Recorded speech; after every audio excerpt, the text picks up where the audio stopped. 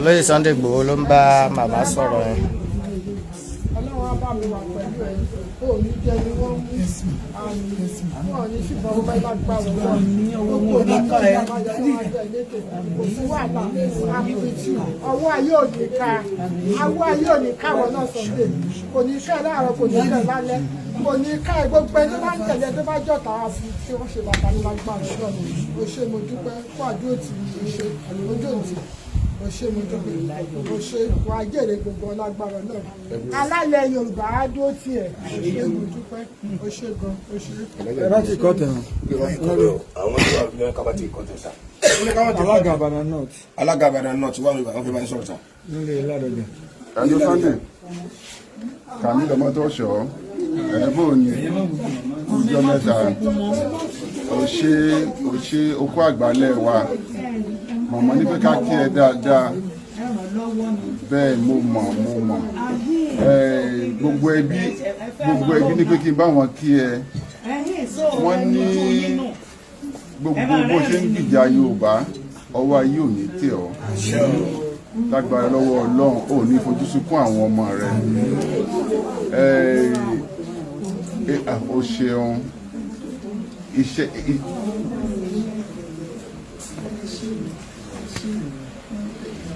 olóyè Sunday ní pé kí n sọ fi ilé kí n fi lọ́kàn balẹ̀ pé eléyìí ni auxiliary ní ó fi ṣe àṣemọ. Sunday wá ń sọ fún mi wípé kí gbogbo yín pé kí ẹ fi ọkàn balẹ̀ wípé eléyìí kò ní í ṣe gbé. So Sunday gbogbo ẹbí àti gbogbo ọ̀nà tó wà níbẹ̀ wọ́n ṣe àdúrà fún ẹ wọ́n ní pé dáadáa ní wàdé láti rìn àjò lọ. Wọ́n tún wá ní pé kí n ṣàlàyé fún ẹ pé ọ̀rọ̀ Yorùbá tó gbé lọ́wọ́ yìí ó kò wá délẹ̀ lérí. ìyá ẹni tí wọ́n pa lẹ́nu lórí ọ̀fẹ́ láti máa wò yẹn alájà àwọn náà jókòó yẹn àwọn náà lo ìborùn dúdú tẹ̀ ń wò yẹn ìyá ẹni tí auxiliary pa lẹ́hùn ẹ̀ gómìnà ìpínlẹ̀ Ọ̀yọ́ ò dẹ̀ lè sọ fún wa páwọn ọmọ nǹkan kan ń pa ẹ̀ àmọ́ gómìnà ń gbìyànjú láti dọwọ́ bò ó tí mo sì mọ̀ pé ẹ̀yàn ọmọ káàárọ̀ oòjíire tẹ́ wà nílùú òyìnbó pátápátá ẹ̀ ní dákẹ́.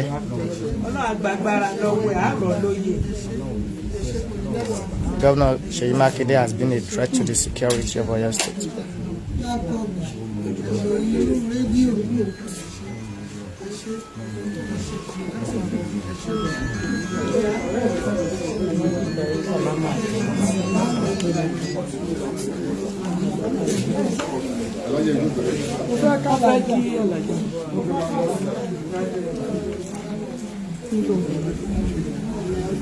Gbogbo àwọn ọmọ tọ́gì tó wà níta ìkẹ́ tó sọ̀rọ̀ ní wọ́n máa fara gbangba mobilize wọn wá tó wó tó ṣe bẹ́ẹ̀ wọ́n máa kulẹ̀ mọ́ yín ní ló dé ó jẹ́ ìwò sinmi kálàáfíà kó jọba ayé làwọn ò fẹ́ kí ló dé.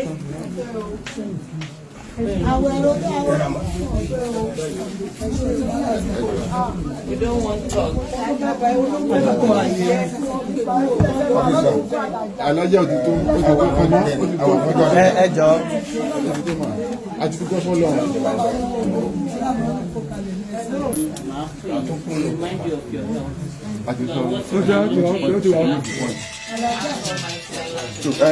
Gbogbo yíyá ṣé o èyí tẹ̀ ń tẹ̀lé lẹ́yìn látàbí oníṣẹ́ ìgbìmọ̀ náà ní ẹ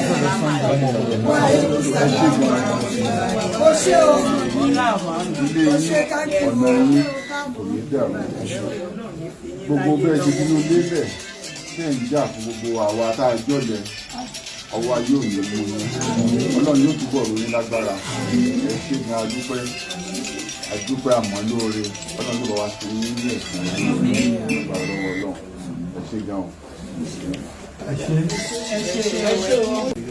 gbogbo ogun táìmù àwọn táìmù gbogbo láti sọ̀rọ̀ lọ́rọ̀ lẹ́nu nílùú tiẹ̀ ní Nigeria state lójúmọ́ náà ń pa wọ́n. ó lẹ̀ wọ́n sọ ní senate wọ́n sọ fún ọ ẹ wá ní wọ́n ń ka pé ẹ ọba méjì ọkà mẹ́ta ẹ máa yí dáhùn pàlú àwọn onímọ̀ àlù ní lọ́jẹ́ lógún lọ́dọ̀ tí ẹ bá pè é lọ́dọ̀ tí wà. Account. So níbi báyìí nílẹ̀ Yorùbá ẹ̀mí jẹ́ wá lógún pọ̀ jù. ṣe rí gbogbo tẹ́ sọ mo ti gbọ́ ní àná mo wo social media mo wá wo kíní kan wọn ní akálà àgbòkà pé nǹkan pààyàn kan síbẹ̀ nígbà tó sọ̀rọ̀ ní táwọn social media náà ìṣòótọ́ wọ́n á pè sí pè wọ́n á pè sí pè mo lọ bá lé mo lọ wà lé fún àwọn pété àwọn the first time mo kàn máa bá pọ̀ lórí fóònù bá ní wọn náà ti ṣe pààyàn kan ní inú ilé ẹ̀yẹn kíní rédíò messages ń wọlé ìwájú kò sílẹ̀ ẹ máa gbọ́ yìí wọ́n á ní kì í ṣòótọ́ nìyẹn pé tí ó bá jẹ́ bẹ́ẹ̀ pé rédíò message tó ní dpo tó wà ládùúgbò yẹn àti report fún un náà wọ́n á bẹ̀rẹ̀ sí pé kọ́ńtà àìpé kì í ṣòótọ́ màá rí gómìnà láti tó ní àjọṣọ lórí eléyìí nìkan kù lórí gbogbo bí olóògbé ní ṣẹlẹ̀ ṣe rí tí ìjọba ìbálẹ̀ ṣẹlẹ̀ ó ṣe dùn wáyé lọ ó tún wá jẹ́ wake up call bẹ́ẹ̀ ṣe sọ̀rọ̀ lọ fún àtúnwà fún agbára torí pé gbogbo táwọn náà máa ń ṣe àkójá ọpọlọ mo fẹ́ aṣọ yín pé ní agbára ọlọ́run ẹni tó ṣiṣẹ́ lọ́wọ́ mú jáde ìyá ló sì tọ́ tó yẹ lọ́wọ́ àfi jẹ́ ṣé wọ́n fọwọ́ bọ̀ sọ̀rọ̀ mọ́lẹ̀ ṣọlọ́ ti yẹ àríkọ́gbọ̀n àti ìra sọ̀rọ̀ lọ́rọ̀ àìra àdẹ́sọ̀ yẹ kó lè ti gba káàkiri àbúrò àtàwájà náà owó wá ṣe ń lọ and apart from ilé tó ṣẹlẹ̀ ó tún láwọn nǹkan méjì because ilé ìgbà ó fẹ́ mú èmi gan close mọ́ family ó ṣe é ṣe kó jẹ́ pé mo ní ìrànlọ́wọ́ tí màá ní látọ̀dọ̀ ẹ̀ àgbẹ̀dọ̀ náà máa ní fúnra wa nímọ̀ràn náà torí pé gbogbo bí gbogbo ìlú ṣe ń rí nígbà tí ẹ bá ní information lọ́wọ́ because what we should be doing is to be proactive not reactive. mo sọ fún cp lálẹ́ àná mo ní there is a need for ọlọ́pàá ndla àwọn àmọ̀tẹ́kùn gbogbo security kẹ́ ṣe meeting nítorí pé tí unemployment dálẹ̀ ó pọ̀ tí drug abuse ń dálẹ̀ ó pọ̀ owó dálẹ̀ ó pọ̀ ṣẹ́wà tí ìbá ṣe pẹ́ tó ti mú nǹkan yóò kó kan lọ mú ẹ̀dá ẹgbẹ́ ẹ̀ àwọn haúsá tí wọ́n jóló tó láàrin àwọn èèyàn wá ní haúsá ibi méjì tí mò ń sọ yẹn náà láti pàdé tá a ti ń sọ̀rọ̀ àti wọn fún wa ní lunch wọ́n sọ fún mi pé ìṣòro táwọn ilẹ̀ haúsá sí ìṣòro táwọn dídà táwọn dálẹ̀ ó ní ní ọ̀dọ̀ tí ó lẹ́mọ̀ tí ẹ̀ níṣòro ní south west ó torí pé pàtí Awólọ́wọ̀ rẹ́yìn lọ skul táwọn dá yìí lọ skul nínú àwọn táwọn ọ̀ràn lọ skul ó ní sọ Boko Haram ni o bandit ni o wọn náà máa táwọn ọ̀ràn lọ skul tí wọ́n á do drugs wọn náà ló dá wà lẹ́yìn lápá ọlọ́ọ̀ àní irú ẹ̀ mọ́ nínú ilé ọlọ́ àdúrà ẹ̀ ní ilẹ̀ Ìbàdàn àdúrà ẹ̀ lọ́yọ̀ state gbogbo tó lẹ́sẹ̀ náà jẹ́ àlọ́ àbápalẹ̀ mọ́ torí pé tí peace bá wà ní progress lè wà tí o bá ti peace o lè gbà pé wọ́n ti. yàtọ̀ náà ní òbí báyìí tẹ́ rí gómìnà tẹ̀lé yìí ó rò tọrọ lẹ́kọ̀ọ́ sọ lórí ọ̀rọ̀ yìí ọ̀tọ̀ níbi tí tó ń yí lọ. ẹ̀jẹ̀ ogun lẹ̀ abiyamọ ìyá ìyàmọ̀ wọ́n lè gbàgbé nǹkan tí wọ́n fẹ́ sọ yìí àgbàlagbà ni wọ́n àwọn lè gbàgbé.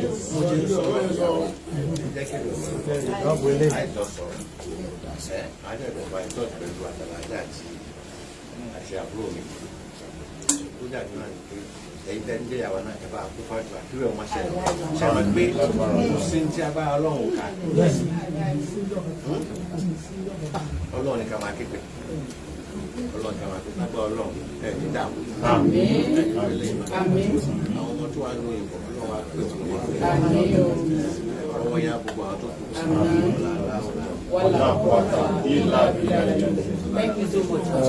ẹ̀yin ìyá wa ẹ dákun tí ẹ rí sẹ́nẹ́tọ̀ wa tí wọ́n wá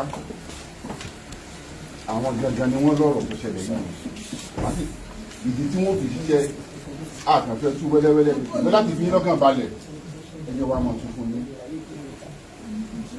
ibi tá a wà yìí ibi tí ìyá wa kọ́lé sí táwọn náà kọ́lé sí yìí a fi dàgbà ní wọ́n ilé bàbá wọn ni inú ilé wọn ni nǹkan ti ṣẹ̀ bẹ́ẹ̀ ni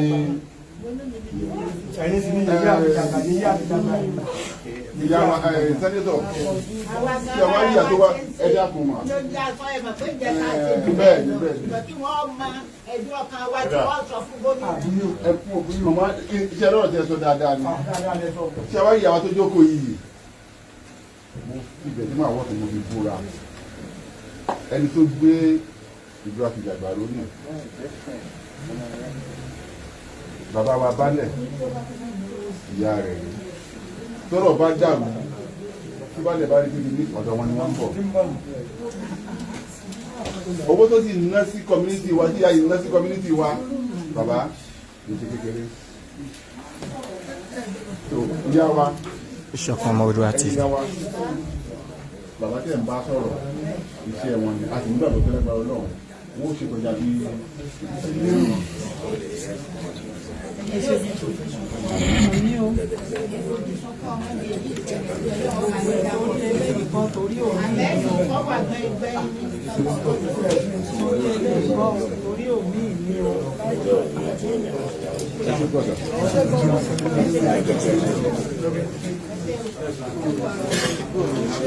senator is just leaving the house now. Senator of the Federal Republic of this location 9. That is Senator Kola Balogun. Àwọn olè náà jọ ń kówó wá jẹ. Àwọn náà lọ táwọn yẹn o.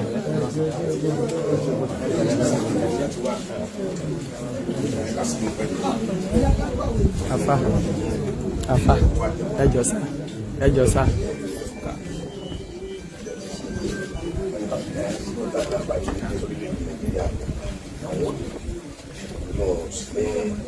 Nàìjíríà àwọn àti bàbá Ọbásanjọ́ àti bàbá wa àtúntò Ọdúnbàjọ wọn jọ lọ sí òkè òkun ní àwọn àpàlùkùnrin lọ́rẹ́ mi tí wọ́n bá ti dé wọ́n kà sí wọn lẹ́ka sí wọn pẹ̀lú àpàlàgbà ní wájú ọmọ ẹ̀kọ́ ọmọ ọlọ́run wo àwọn ọmọ ìyẹn lójú tí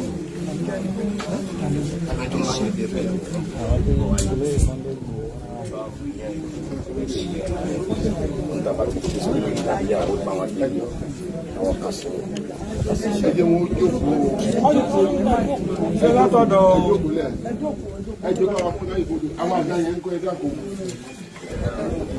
lórí ọ̀dọ̀ agájà.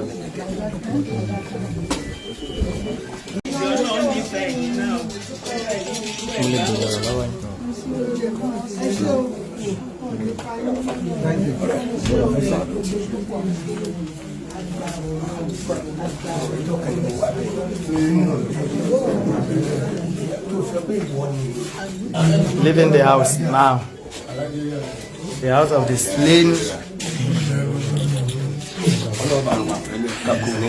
slain son by auxiliary boys. I believe this injustice is going to end. Auxiliary ti di kanranjangba tí Ṣèyí Mákindé ń lò kí kò lè lọ kojú àwọn Fúlàní. Gbogbo ìbọn tí ń bẹ lọ́wọ́ tiẹ̀ àwọn ọmọ káàárọ̀ oòjíire ní fi ń pa. Ẹ wo ohun tó dán lára. Gbogbo ẹ̀yin ọmọ Yorùbá tẹ́ wà ní diaspora bá rí owó lọ́ọ̀yà àdáwó lọ́ọ̀yà jọ. Ṣèyí Mákindé gan olórí ọ̀daràn ẹ̀yin náà wò ilé ìyá tó bí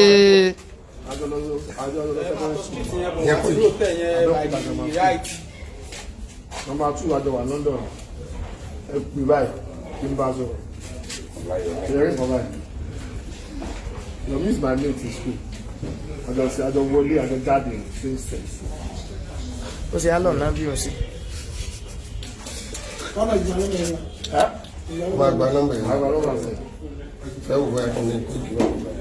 Ẹ̀gbọ́n ẹni tí wọ́n pa nìyẹn ọmọ ìyá ọmọ bàbá wọ́n fẹ́ pa àwọn méjèèjì pọ̀ ní ọlọ́lóníkẹ́ni yìí lórí ọ̀fẹ́ tó fi gbé wọn escape ṣẹ́dígbó lórí burúkú l'Auxiliary gómìnà ìpínlẹ̀ Ọ̀yọ́ sì ń ṣe bí wá sọ rándanràndán ọ̀rọ̀ lẹ́nu ẹ̀fún gbá lówó ẹ̀fún támẹ̀dò lówó sówó dẹ̀mí àfi ká pa Auxiliary náà o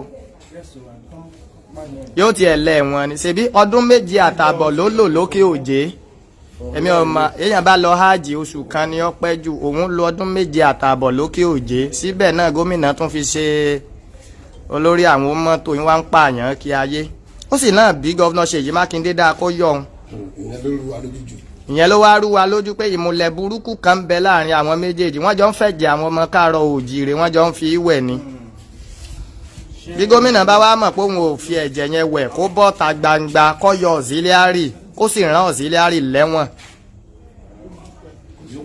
torí gbogbo rán dandan tí gómìnà ń wí láti bí ìjẹta yìí kì í sára rẹ o.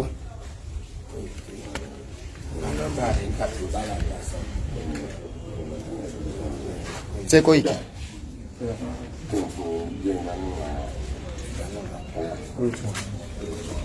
mi ò lọ́rẹ̀ méjì. mi ò lọ́rẹ̀ méjì.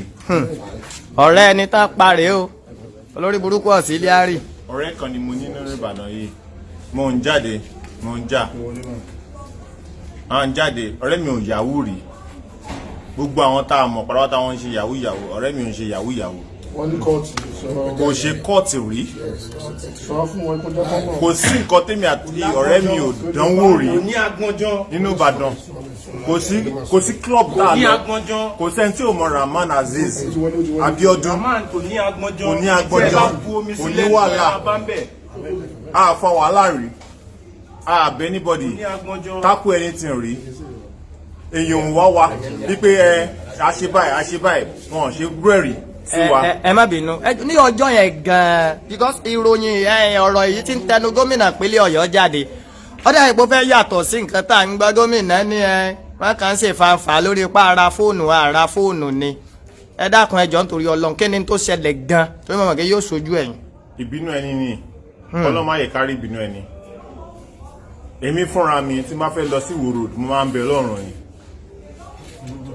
Ìwó Road kan náà. Ìwó Road kan náà that same complex mo máa ń bẹ Ọlọ́run ni because tí n bá fẹ́ yà wọlé tí n bá wọlé tán tí n bá fẹ́ jáde. ta ló ní complex tá à ń sọ̀rọ̀ ń pa ẹ̀. ìyẹn tó kú yìí iye ọmọ tó kú yìí ló ní complex wọ́n pààyàn sínú ilé ẹ̀ wọ́n pa sínú ilé ẹ̀ ó ní nǹkan tó ṣẹlẹ̀ yìí nǹkan tá à ń plan a fẹ́ ṣe birthday mọ́mì wọ́n ti kun inú ilé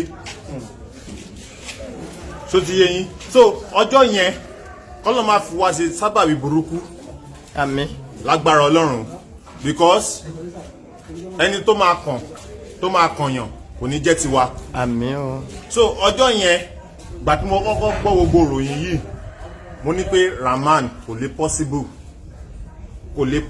kò ń ṣe Rahman ló yẹ kó jẹ́ so ìgbà tí mo rí gbogbo fídíò tí mo rí everything wọ́n á rí i pé ọ̀rẹ́ mi ni mi ò lè drive mọ́tò délé lọ́jọ́ yẹn ọ̀rẹ́ mi fẹ́ lọ ta fóònù fún Rahman that same day bab show ó lóun dé Ìwó Road òun tọ̀ padà ní pé òun mọ̀ pé nǹkan tó ń ṣẹlẹ̀ léléyìí so mo wá sọ fún bab show pé mò ń bọ̀ ó ní kí n má wá o kí n má wá mo pe mẹ́dà láwọn wà ní secretariat mo ní ṣé kí n máa bọ̀ mẹ́dà ní kí n máa bọ̀ bab show tó ní kí n má wá kí n dúró síbi tí mo wà mẹ́dà ò gbé call anybody lọ́jọ́ yẹn but later tí mo pe mẹ́dà wọ́n gbé call mi that same day so later a kàn rí pé ẹni tó jẹ́ pé ojú òsì mi ni wọ́n pa ọjọ́ tí mo máa ṣe ní mi báyìí òun ló gbé drinks wá mẹ́dà ló mú ẹran tí mo pa fún némi mi lọ́jọ́ yẹn mẹ́dà ló mú wọlé so adẹ̀wà wà nínú Ìbàdàn yìí kò síbi tá a kì í lọ mo kàn gbọ́ pé wọ́n ti pa ni wọ́n ní ọjọ́ yẹn nígbà tí wọ́n gun ní nǹkan yẹn tán ó ń tẹ̀lé ẹ̀gbọ́n ẹ̀ lẹ́yìn ó ń tẹ̀lé mẹ́dà ẹ̀gbọ́n wa lẹ́yìn pé mẹ́dà wọ́n ti gún mi wọ́n ti gún mi wọ́n ti gún mi wọ́n ti gún mi wọ́n ti hùndì mi o mẹ́dà wọ́n ti hùndì mi o mẹ́dà fò fẹ́ǹsì òun ò ní stamina láti fò fẹ́ǹsì mọ́ Adéọ̀yọ́ tí wọ́n gbé ọ̀rẹ́ mi lọ ìgbà tí mo lọ gbé àbúrò mi lọ Adéọ̀yọ́ à ń fi Adéọ̀yọ́ bú pé Ọlọ́run ní jẹ́ kí wọ́n gbé wa wá bíbá yìí lágbára Ọlọ́run tí kan bá ṣe wá mi ò mọ̀ pé Adéọ̀yọ́ lọ́rẹ́ mi máa sùn sí. So from there I don't understand ìlú tá a wà láti Amẹ́ríkà àwọn èèyàn tó pè mí láti London àwọn èèyàn tó pè mí wípé ṣó lóòótọ́ ni Rahman ti kú mo ní wọ́n ti pa Rahman o tèmi àti Rahman bá jà láàárọ̀ àparí ẹ̀ lọ́sàn tá a bá jà lọ́sàn àparí ẹ̀ lálẹ́ nínú ẹ má bínú nínú ìròyìn tá a gbọ́ wọ́n ní auxiliary gángan wà ń bẹ̀ lọ́jọ́ náà. lágbára Ọlọ́run. wọ́n ló wọṣọ yẹ́lò. ó wọṣọ yẹ́lò ó wọ jeans black ó dẹ̀ dé fìlà lọ́jọ́ Wednesday. ọ̀rẹ́ mi ò tí ì rí ọmọ ẹ̀ for the past 4 years àwọn ọmọ ẹ̀ máa pé 4 years ní ọdún yìí ní agbára Ọlọ́run. níbo làwọn ọmọ yẹn wà. wọ́n wà lamẹ́ríkà wọ́n máa pé 4 years ní ọdún yìí lágbára Ọlọ́run. ẹ̀ṣẹ́ rí bẹ́ẹ̀ àwọn tó lórí ọ̀fẹ́ láti máa wọ́n ń wò yín káàkiri gbogbo àgbálá ayé kódà wọ́n ń dárúkọ complex yẹn wọ́n ní bàbá onílù. bàbá onílù ni kò pé méjì nìbàdàn. complex nìbàdàn. kò pé méjì. wọ́n ní àwọn ò ní gbà bẹ́ẹ̀ làwọn ò sì ní fọ́ lẹ́rán pé ọ̀rọ̀ méjì ló wà fún gọ́vnà Ṣèyí Mákindé inú kó gangan kọ̀wé fipò lẹ̀. orí bọ́sì lárí bá ní Ṣèyí ò tó bẹ́ẹ̀ kọ́ yọ̀hún. bàbá bóyá kí gómìnà kọ̀wé kó nǹkan tí fipò mo lẹ̀. ti gbọ́ mo dé Agodi nígbà táwọn fi statement sílẹ̀ wọ́n láwọn ò ní right láti arrest bọ̀bọ̀ yìí auxiliary wọ́n láwọn ò ní right láti arrest ẹ̀. kí wọ́n lọ fà. wọ́n ní pé aláyé ni o mo ní kí ló ń jẹ́ aláyé tá ló fún òlè gbé ẹgbẹ́ tàfà ẹgbẹ́ inspector ló gbé tàfà so Ṣèyí Mákindé wọ́n wá ń rẹ́spẹ̀tì adaràn olùdaràn tó ń pa gbogbo aráàlú láti bíbà sí bíbà sí bíbà yìí for what. ẹ ṣe gan ni mo dúró lágbára lọ́wọ́ Ọlọ́run ìdájọ́ òdodo ọ̀wọ̀ àyè because ọ̀rọ̀ eléyìí ṣe ń tà fà bẹ́ẹ̀ pípẹ́ẹ̀tì. no kò gbọ́dọ̀ lọ bá yẹn o kò gbọ́dọ̀ lọ bá yẹn ìdájọ́ òdodo gbọ́dọ̀ wáyé ni o lágbára Ọlọ́run kò sí problem. ẹ ṣe. ẹni tí tẹ́ máa fi mi ṣe kán fi mi ṣe o. olórí ibú tiẹ̀ náà kí wọ́n fi táwọn tí ò rí Fúlàní fi ṣe nǹkan kan. mi ò ní ìyá mi ò ní bàbá tí wọ́n fẹ́ bá pa mí kí wọ́n pa mí o èmi ò rán wọn o bó ṣe lọ nìyẹn. ẹ̀wọ̀n lè lọ́ọ̀dọ̀ àwọn Fúlàní. apààyàn èmi ò rán wọn o. ẹ̀gbọ́n Abdulrahman tó parí ọmọ ìyá ọmọ bàbá tọ́jọ́ wà nínú mọ́tò nínú complex fún ìṣẹ́jú kan ẹjọ́ nítorí Ọlọ́run kíkà ní nǹkan tó ṣẹlẹ̀. gbogbo ojú pé ìgbéraga àti ìwà panipani ìwà oppression ìwà apààyàn kò jù báwọn náà lọ wà jọ ní anything papọ̀ kò sí ọ̀kan tájọ ní papọ̀ but agbára tó gbé fún ló fẹ́ fi flex ló fẹ́ fi show but ilé tó ṣe yìí àṣemọ ló ṣe yìí. kí ni tẹ́ ẹ fẹ́ gẹ́gẹ́ bí ìdájọ́ òdodo tẹ́ ẹ fẹ́. gbogbo nǹkan tá a fẹ́ ojú pé justice must be prevailed. Justice must prevail for Abdulrahman because he did not deserve to die. But téèyàn bá wà ní téèyàn bá ń gbé pẹ̀lú àwọn ẹranko unprovoked attack kò sí nǹkan pàtàkì ní papọ̀ gbogbo irọ́ tó ń pa pé kóòtù ní àbúrò tèmi kò ṣe orúkọ báyìí rí láyé kò ṣe rí so gbogbo irọ́ tó ń pa ẹ̀ kọ́ dispẹ̀lẹ̀ kọ́ fèsì òótọ́ ọmọ lísìtì ní lísìtì ló ti graduate ọmọ tó ń lọ òkè òkun bó bá ṣe wù nígbàkigbà tó bá wù ní ìṣọmọ bẹ́ẹ̀ lórúkọ tó ń sọ yẹn kọ́ gbàgbé ẹ̀ kọ́ fèsì the real fact tó wà nílẹ̀ video evidences wà nílẹ̀ exhibit oríṣiríṣi wà níbẹ̀ ó dẹ̀ wà níbẹ̀ eye witness tí wọ́n rí wọ́n lé ní 500 people tí wọ́n rí tó wà níbẹ̀ wọn àtàwọn ẹ̀mẹ̀wá ẹ̀ tó kógun wá tó ní kó máa destroy kó máa loot. auxiliary gangan wà níbẹ̀. bẹ́ẹ̀ni. aṣọ wo ló wọ̀. ó wọ yellow shirt ó lo bowler hat. white. bowler hat ó wọ black jeans ó dẹ̀ wá síbẹ̀ yẹn ó dẹ̀ order destruction and killing of innocent people. ẹni tí ò ní it's not his first time o but eléyìí àṣemọ́lú máa fi lè ṣe.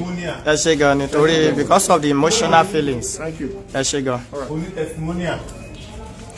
Ìṣọ̀kan Ọmọ Oòduà TV gbogbo ẹ̀yin ọmọ káàárọ̀ oòjíire tẹ́ wà ní diaspora pátápátá bàbá wa Olúṣẹ́gun Ọbásanjọ́ bàbá Ayọ̀ Adébánjọ bàbá Bánjí Akíntóyè ìdí pàtàkì rèé tá a fi láàfómìnira tí tá a bá wá gbòmìnira sáàrí irú àwọn eléri burúkú bí ọ̀sílíárì àfi kí wọ́n fìlú lẹ̀ fún wa a gbọ́dọ̀ jẹ́ kí lèyí lọ bẹ́ẹ̀ ọmọ ológo ọmọ alálùbáríkà ni wọ́n gbẹ̀mí ẹ̀ yìí gómìnà ìpínlẹ̀ Ọ̀yọ́ sì ń gbìyànjú láti dọwọ́ bò ọ̀sílárì mọ eléyìí ṣe ní òmòdílé ìgàngán kọ́ lọ rèé kojú àwọn Fúlàní. ẹ ṣe gan ni o Ìṣọ̀kan Ọmọ Oòduà TV.